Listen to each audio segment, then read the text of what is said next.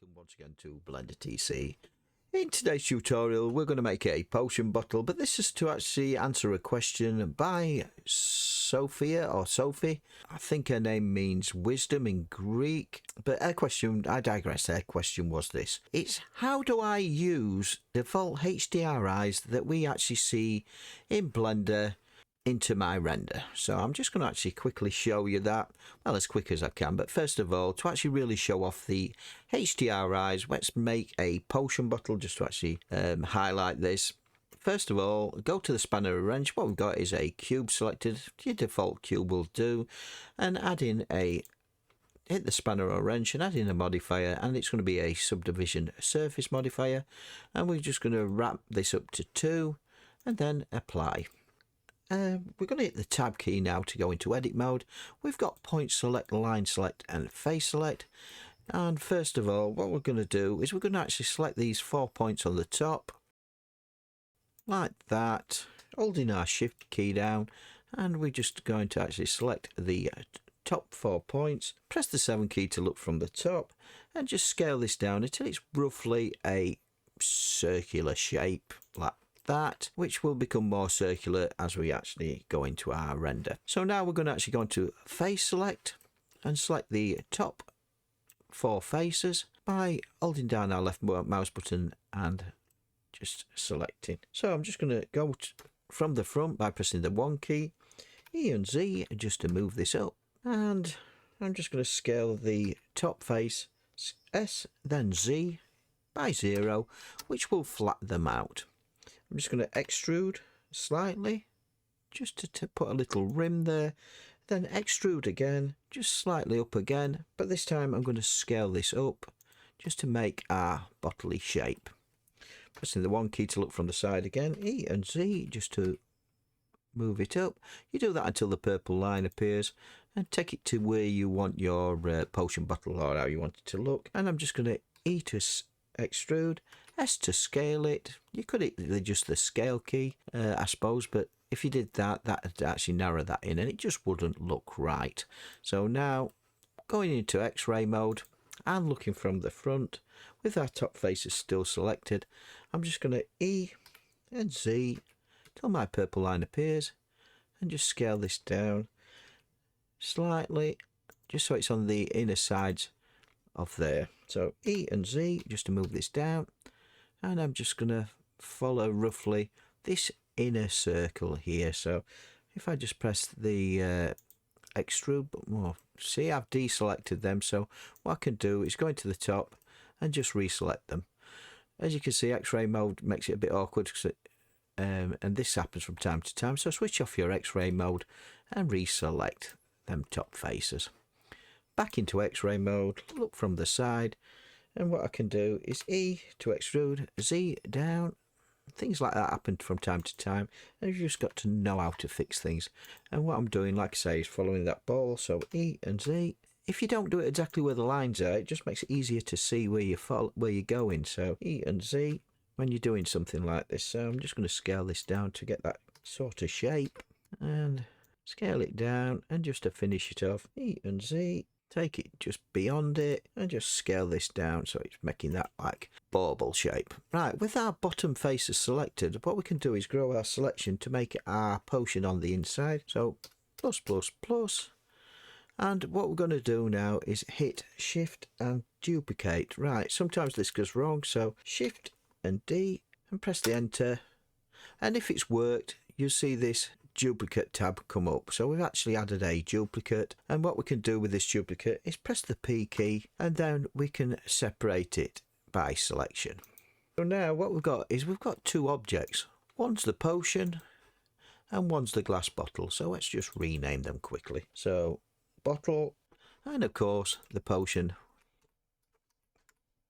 This makes them easier to actually select. You can actually select these by just actually selecting these up here if you wish, like that. And this will help us when we're actually adding our materials later on. Right, what I'm going to do now is I'm going to add in another subdivision modifier.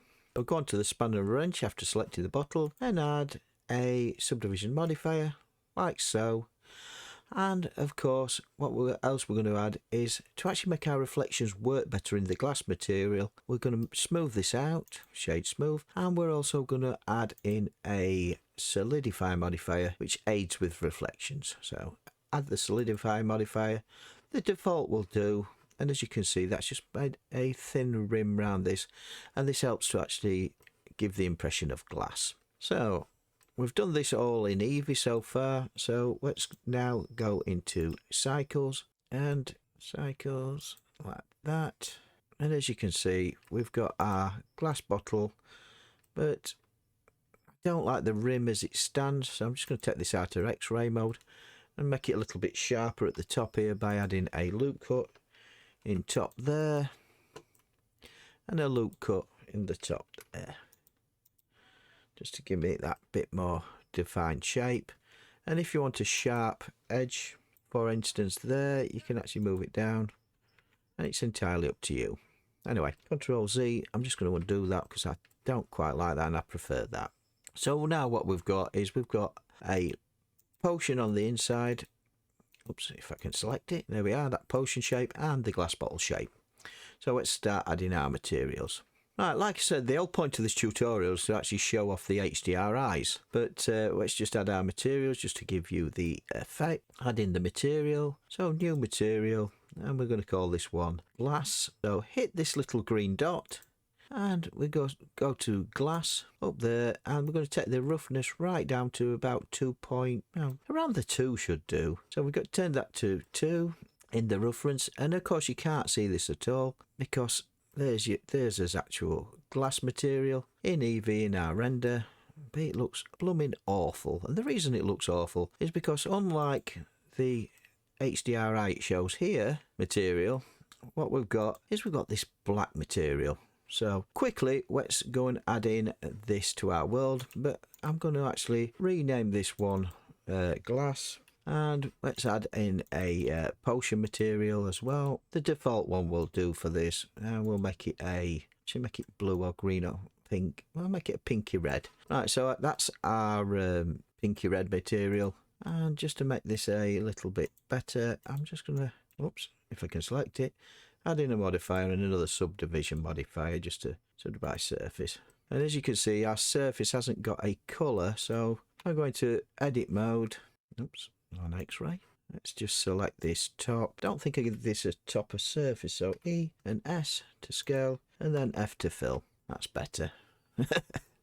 Yeah, sometimes you just forget to do things. So, right. So we've now got our material, and shade smooth it. There we are. So we've got our potion material. In fact, let's make that a bit redder.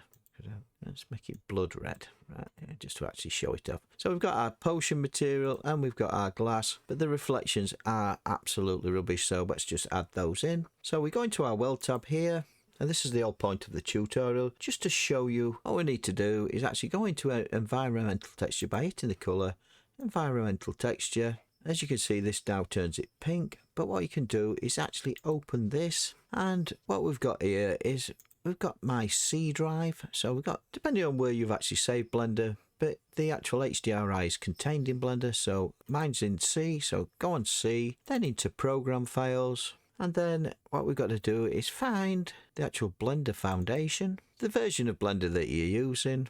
Mine's 3.3, and then back into 3.3 again. And then what you got is data files, and then studio lights, and then the world tab.